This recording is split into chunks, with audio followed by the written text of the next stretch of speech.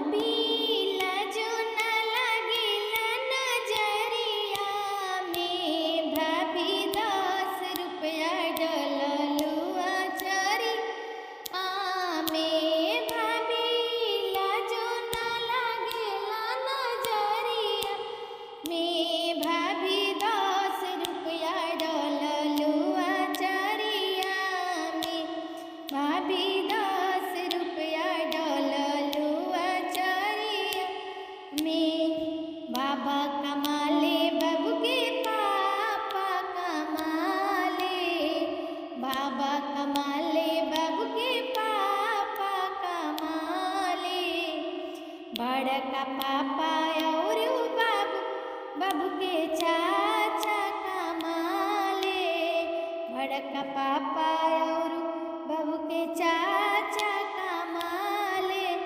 भाभी सुर बात गाँवा नगरिया में, भाभी सुर बात गाँवा नगरिया में, भाभी 10 रुपया डललू अचरिया में, भाभी 10 रुपया डललू अचरिया में।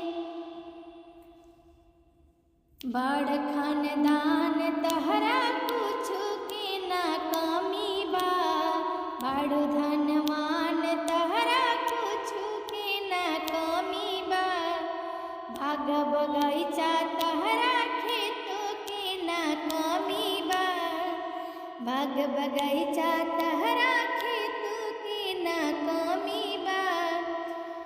भाभी घर बाटे आरा सहरिया में, भाभी घर बाटे आरा सहरिया में, भाभी 10 रुपया डललू अचरिया में, भाभी 10 रुपया डललू अचरिया में।